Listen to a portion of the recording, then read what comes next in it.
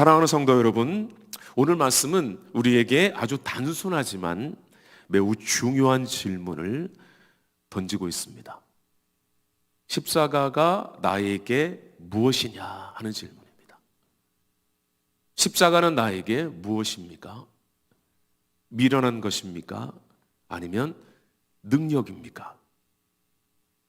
사도 바울은 분명하게 말합니다. 십자가는 모든 사람에게 똑같이 보이지 않는다. 어떤 사람에게는 쓸데없는 이야기처럼 들린다는 거죠. 아주 오래전에 2000년도 또 넘는 그 오래전에 누가 죽었는데 지금 나랑 그게 무슨 상관이냐, 이렇게 말하는 사람도 있습니다. 그러나 어떤 사람에게는 그 십자가가 인생을 살리는 능력이 됩니다. 살 힘이 됩니다. 그리고 눈물을 닦아주는 위로가 됩니다. 여러분들에겐 십자가는 무엇입니까? 미련한 것입니까? 아니면 능력입니까? 여기서 우리가 한 가지 더 생각해야 할 것이 있는데, 오늘 말씀을 보면 성경에서는 십자가의 도라고 말하고 있습니다. 여기서 도란 길이죠, 길. 십자가는 단순한 상징이 아닙니다. 목에 거는 장식도 아닙니다. 교회 건물 위에 서 있는 종탑에 있는 그 십자가의 모습도 아닙니다. 십자가는 하나님이 우리를 구원하신 길이라는 것이죠. 방법이라는 것입니다. 하나님이 선택하신 방법이고 하나님이 걸어가신 길입니다. 세상은 말합니다. 높아져야 이긴다고, 많이 가져야 성공이라고, 힘이 있어야 존중받는다고 말합니다. 그러나 하나님이 선택하신 길은 전혀 다른 길입니다. 낮아지는 길이죠. 내어주는 길이고 자신을 희생하는 길입니다. 이 길이 바로 십자가의 길인 것입니다. 여러분은 어떻습니까? 십자가가 아직도 여러분의 능력입니까? 처음 믿음 생활을 시작할 때를 생각해 보십시오. 나는 죽을 죄인이었는데 이제 살았구나. 그러면서 가슴을 치지 않았습니까? 지옥에서, 죄에서 건진받았다는 그 사실이 나의 인생을 뒤흔들지는 않았습니까? 그런데 지금은 그 구원이 너무 오래된 이야기처럼 그렇게 느껴지지는 않습니까? 오늘 하나님은 저와 여러분들에게 묻고 계십니다. 내가 너를 살린 그 은혜가 지금도 내 삶의 능력이냐? 내가 너를 살렸는데 그 은혜가 지금도 너의 삶의 능력이냐? 이렇게 묻고 계십니다. 사랑하는 성도 여러분, 우리가 예수 믿은 지 어떤 분은 10년 혹은 20년, 30년, 어떤 분은 50년, 이런 오랜 세월을 지나면서 신앙이 깊어지는 것이 아니라 익숙해질 위험이 있습니다. 성숙해지는 것이 아니라 노숙해질 위험이 있습니다. 십자가 이야기를 수없이 듣고 부활 이야기를 수없이 듣고 있는데 혹시 너무 많이 들어서 그 감격과 감사가 사라지지는 않았습니까? 내 죄를 위해 죽으셨다. 내 죄를 위해 죽으셨다. 그 한마디에 가슴이 무너졌던 그때의 나의 모습이 아니라 그 이야기가 그냥 흔한 종교적인 그런 언어, 그런 이야기가 되어버리지는 않았습니까? 사랑하는 성도 여러분, 은혜는, 하나님의 은혜는 오래되었다고 표현하는 것이 아닙니다. 문제는 그 은혜가 아니라 나의 마음이 무뎌지는 것입니다. 이 시간 나의 마음을 들여다보며 내 마음이 무뎌지진 않았는지, 익숙해져 있지는 않은지, 오늘 예배 가운데 그 처음의 감격과 감사를 하나님께서 다시 회복시켜 주시길 바랍니다. 우리 이 시간 십자가의 모양을 한번 생각해 보겠습니다. 우리가 알고 있는 십자가의 모양이 있지 않습니까? 십자가를 이렇게 떠올리면 어떤 생각이 드십니까? 왕관이 아니죠. 보좌도 아닙니다. 화려한 무대도 아닙니다. 십자가는 죄인의 형틀입니다. 수치의 자리입니다. 피 흘림의 자리입니다. 그래서 세상의 기준으로 보면 완전한 실패인 거죠. 능력 있는 하나님이라면 왜 십자가일까요? 기적적으로 로마를 무너뜨릴 수 있는데 왜 천군 천사를 동원하지 않으셨을까요? 왜 이렇게 돌아가는 길을 택하셨을까요? 그 이유는 단 하나입니다. 우리의 죄가 그만큼 무겁기 때문입니다. 하나님은 죄를 가벼이 여기시는 분이 아닙니다. 그러나 우리를 포기하지도 않으셨습니다. 그래서 죄의 값을 없애는 대신에 그 값을 한번 따라해 볼까요? 예수님께, 그렇죠, 예수님께 대신 지우셨습니다. 그것이 십자가입니다. 십자가는 하나님의 무능이 아니라 하나님의 사랑의 방식인 것입니다. 하나님은 전능하십니다. 믿으십니까? 말씀 한마디로 이 세상을 창조하신 분입니다. 그렇다면 죄도 말씀 한마디로 없애시면 되지 않을까? 이런 질문을 제가 주일학교 친구들에게 듣고 있습니다. 하나님께서 왜 그렇게 하지 않으셨을까요? 죄는 그냥 실수가 아니기 때문입니다. 죄는 하나님과의 관계를 깨뜨린, 어쩌면 반역과도 같은 것이기 때문입니다. 하나님은 공의로우신 분입니다. 그래서 그 죄값을 그냥 넘어가지 않으셨습니다. 그러나 하나님은 또한 사랑이십니다. 그래서 우리를 포기하지도 않으신 거죠. 그래서 그 공의와 그 사랑이 만나는 자리, 그 자리가 바로 십자가입니다. 그래서 십자가는 하나님의 실패가 아니라 하나님의 가장 완벽한 선택이며 가장 완벽한 은혜인 것입니다. 세상은 높아져야 한다고, 그래야 이긴다고 말하고, 많이 가져야 성공이라고 말합니다. 힘이 있어야 존중받는다고 말합니다. 그런데 하나님은 낮아짐으로, 내어줌으로, 죽으심으로 우리를 살리셨습니다. 그래서 십자가는 세상 눈에는 미련하게 보이는 것입니다. 이렇게 십자가를 미련하다고 하는 사람, 오늘 성경에서는 그 사람을 멸망하는 자라고 말하고 있습니다. 멸망하는 자는 누구입니까? 단순히 도덕적으로 나쁜 사람을 말하는 것이 아닙니다. 지식이 없는 사람도 아닙니다. 오늘 21절 말씀을 우리 함께 좀 읽어보겠는데요. 21절 말씀 우리 함께 읽겠습니다. 하나님의 지혜에 있어서는 이 세상이 자기 지혜로 하나님을 알지 못하므로 하나님께서 전도에 미련한 것으로 믿는 자들을 구원하시기를 기뻐하셨도다. 아멘.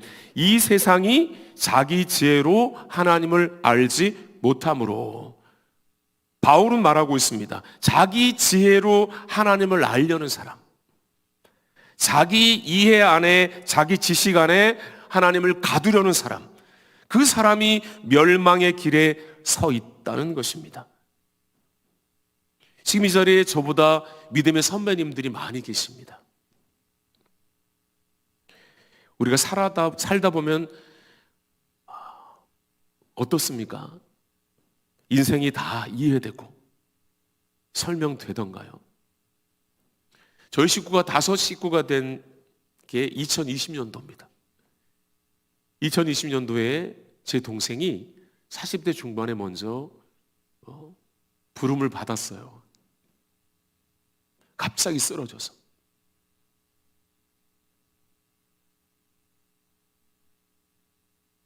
왜 그러셨을까? 결혼도 안 했는데. 어머니는 그 삶이 완전히 무너졌습니다. 인생이 다 이해됩니까? 또 설명이 되던가요? 왜 그런 일이 일어났는지 아직도 모르는 일들이 많지 않습니까?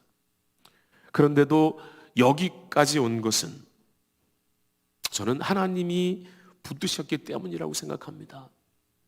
지금 어머니는 날마다 기도하십니다. 더욱 기도하십니다.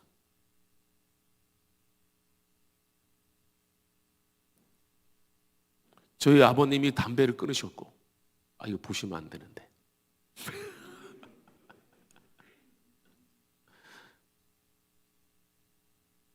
그냥 교회 앞에서만 왔다 갔다 하셨던 아버님이 매주일 단정하게 옷을 입으시고 교회에 함께 어머니와 손을 잡고 가서 예배를 드립니다.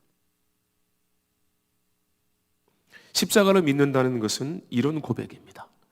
하나님, 왜 이런 일이 생겼는지 저는 다 모르겠습니다. 그래도 주님은 틀리지 않으셨다는 것을 믿습니다. 그래서 오늘도 주님 손 붙들고 가겠습니다. 우리는 모든 답을 알고 믿는 사람들이 아닙니다. 모든 문제가 지금 해결되어서 믿는 사람들도 아닙니다. 다만 이렇게 고백하는 사람들입니다. 주님이 나를 위해 죽기까지 하셨다면 주님은 틀리지 않으십니다. 이 고백이 있으면 환경은 그대로여도 마음이 무너지지 않습니다. 눈물이 있어도 절망하지 않습니다. 이해되지 않아도 떠나지 않는 것입니다. 사랑하는 성도 여러분, 십자가를 붙든다는 것은 설명이나 아는 지식을 붙드는 것이 아니라 예수님을 붙드는 것입니다. 십자가를 붙든다는 것은 예수님을 붙드는 것입니다. 이 시간 옆에 계신 분들에게 한번 알려주시죠. 십자가를 붙드는 것은 예수님을 붙드는 것입니다. 좀 말씀해 주시기 바랍니다. 시작. 오늘도 그 손을 놓지 않는 여러분 되시기 바랍니다. 십자가 앞에서는 나의 자존심이 설 자리가 없습니다. 내가 좀 더 잘해서, 내가 좀 더 착해서, 내가 열심히 봉사해서, 이 말이 통하지 않습니다. 십자가를 통해 하나님께서 우리에게 말씀하십니다. 너는 스스로를 구원할 수 없어. 세상은 이 지점이 불편한 것입니다. 그래서 십자가가 미련해 보이는 것입니다. 왜? 내 힘으로 해결하고 싶기 때문이죠. 그러나 진짜 믿음은 내 힘을, 내 능력을 내려놓는 자리에서 시작됩니다. 주님, 저는 못합니다. 죄송합니다. 이 고백이 바로 능력이 되는 자리입니다. 하나님은 세상을 구원하시면서 아주 단순한 방법을 쓰셨습니다. 누군가의 입술을 통해서 예수 믿으세요. 예수 믿으세요. 예수 믿으십시오. 이 한마디를 통해 우리는 복음을 들었습니다. 생각해 보십시오. 얼마나 단순한 그런 말입니까? 약도 아니고 수술도 아니고 돈도 아니고 이것이 말씀이고 이것이 복음입니다. 하나님은 그 미련해 보이는 복음으로 우리를 구원하셨습니다. 세상은 이걸 보고 미련한 방법이라고 얘기하는 거예요. 그러나 우리는 이것이 미련한 방법이 아니라는 것을 알고 있습니다. 성도님들 중에 처음 교회에 나올 때 별거 있겠어? 이렇게 생각했던 분도 계실 겁니다. 그런데 어느 날 찬송 한 곡에 눈물이 나고 말씀 한 구절에 가슴이 미어지고 그 가슴을 치며 마음이 무너져 내린 적이 있지 않습니까? 그것이 바로 능력입니다. 그것이 바로 복음의 능력입니다. 그것이 바로 십자가의 능력입니다. 유대인은 표적을 구했습니다. 기적을 보여줘야 내가 믿겠다. 헬라인은 무엇을 찾았죠? 지혜를 찾았습니다. 논리적으로 한번 설명해봐라. 그런데 우리 안에도 이러한 마음들이 있습니다. 하나님, 이번엔 좀 보여주세요. 기도했으니까 결과를 좀 주세요. 내가 잘 믿었으니까 좀 형통하게 해주세요. 십자가는 말하지만 고난은 싫어합니다. 예수님을 사랑한다고 말하지만 십자가는 피하고 싶어 합니다. 그러나 예수님은 분명하게 우리에게 말씀하셨습니다. 자기 십자가를 지고 나를 따라야 한다. 자기 십자가를 지고 나를 따르라. 십자가 없는 신앙은 기독교가 아닙니다. 우리는 겉으로는 십자가를 말하지만 속으로는 조건을 붙일 때가 있습니다. 이번 문제만 해결해 주시면 더 잘하겠습니다. 더 잘 믿겠습니다. 이번만 응답해 주시면 좀 더 헌신하겠습니다. 이건 진짜 믿음이 아닙니다. 십자가는 조건 없이 주신 사랑입니다. 우리가 아직 죄인 되었을 때 그리스도께서 우리를 위해 죽으셨습니다. 그러니 십자가 신앙은 그래도 믿겠습니다. 이 고백인 것입니다. 그렇다면 십자가가 나에게 능력이 되는 순간이 언제일까요? 병이 낫지 않았는데도 그래도 하나님 감사합니다. 고백할 때입니다. 저는 부교육자 생활만 올해로 36년째입니다. 21살에 대학교 2학년 때 지하에 있는 교회 사역을 시작했고 지금까지 한 번도 쉬지 않고 아이들과 함께 그렇게 현장에 있습니다. 그래서 저는 이제 목사님들과 이렇게 신방을 같이 이렇게 따라갈 때가 있습니다. 제가 주도하는 건 아니죠. 저는 저와 관계된 분들, 그런데 이렇게 함께 따라갈 때가 있거든요. 제가 기억나는 권사님 한 분이 있습니다. 이 말씀을 준비하면서 지금은 돌아가셨는데요. 그 권사님이 큰 병을 얻으셔서 이 병원에 계실 때였습니다. 그래서 함께 이제 신방을 갔는데 신방 가는 그 자리에서 저희 담임 목사님이 그때 담임 목사님이 그 권사님께 너무 바짝 마르고 힘들어 하시니까 권사님 힘드시죠. 근데 권사님이 진짜 한 5초, 한 10초 이 정도 그냥 아무 말씀도 안 하시고 가만히 계시는 거예요. 그리고 딱 한마디 하시는 겁니다. 제가 하루에도 수십 번씩 예수님을 생각합니다. 저는 그 말을 아직도 잊어버리지 않습니다. 하루에도 수십 번씩 십자가에 못 박히신 예수님을 생각합니다. 그래서 지금 많이 힘들어요, 목사님. 그런데 원망이 되지 않고 내 마음이 너무 평안합니다. 병이 낫지 않았는데도 그래도 하나님 감사합니다. 그렇게 고백할 때 그 십자가가, 그 십자가에 못 박힌 예수님이 나에게 능력이 되는 순간인 것입니다. 자녀 문제가 당장 해결되지 않았는데도 주님께 맡깁니다. 그렇게 기도할 때입니다. 경제적으로 넉넉하지 않아도 주의를 지키고 11조를 드리고 감사로 살아갈 때입니다. 그때 세상은 말하는 거죠. 어리석다. 그러나 하나님은 말씀하십니다. 그게 능력이다. 그게 능력이다. 십자가는 문제가 사라질 때 능력이 되는 것이 아니라 문제의 한가운데 있을 때에도 무너지지 않게 하는 힘이요 능력이 되는 것입니다. 연세가 들수록 문제가 줄어듭니까? 그렇지 않죠. 건강의 문제, 자녀의 문제, 경제의 문제, 기도 제목은 오히려 더 많아집니다. 그런데 내가 여기까지 온 것은 문제가 없어서가 아니라 십자가의 구원, 그 은혜가 있었기 때문이 아닙니까? 밤새 울면서도 그 다음날 예배 자리에 앉았던 이유, 내 마음이 무너져도 찬송을 멈추지 않았던 이유, 바로 그게 십자가의 능력입니다. 복음의 능력입니다. 오늘 문제 가운데 계십니까? 십자가를 바라보고 예수님을 붙드시기 바랍니다. 말씀을 정리합니다. 우리가 잊지 말아야 할 것이 있습니다. 십자가는 패배로 끝나지 않았습니다. 실패로 끝나지 않았습니다. 십자가 다음에 부활이 있습니다. 어두운 밤이 지나야 새벽이 오는 것처럼 우리 인생도 그렇지 않습니까? 울며 지나온 세월도 있었고 억울했던 시간도 있었고 말 못할 눈물들도 죄송합니다. 많이 있었지만 하나님이 여기까지 데려오셨습니다. 그리고 마지막 순간까지 붙들 수 있는 것도 오직 십자가, 그 예수님입니다. 돈이 아니라, 건강이 아니라, 사람이 아니라 주님 저를 위해 죽으셨습니다.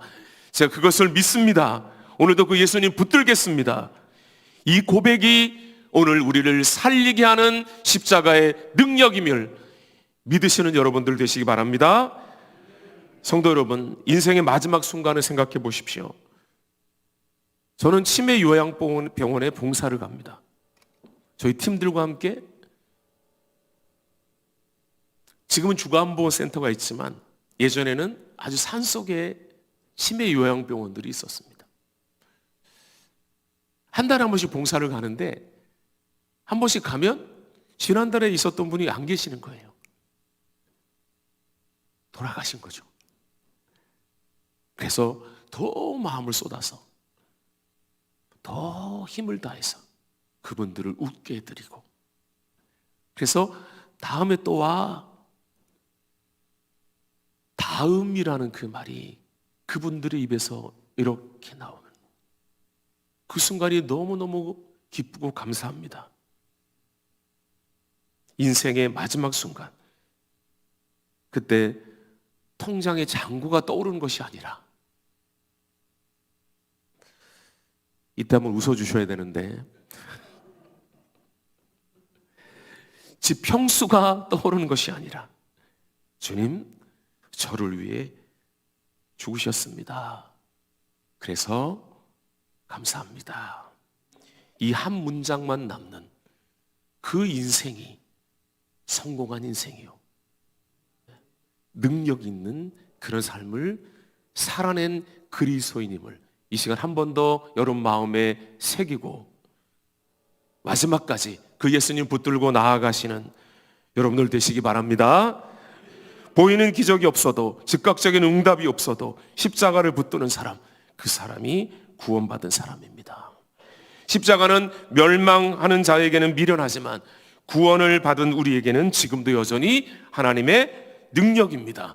이 능력이 우리 성도님들의 남은 삶 가운데 하루의 일상 가운데 매일매일 더 깊어지는 놀라운 일들이 여러분 인생의 전반을 뒤덮는 그 은혜가 시작되는 그런 수요일 저녁 되기를 바랍니다.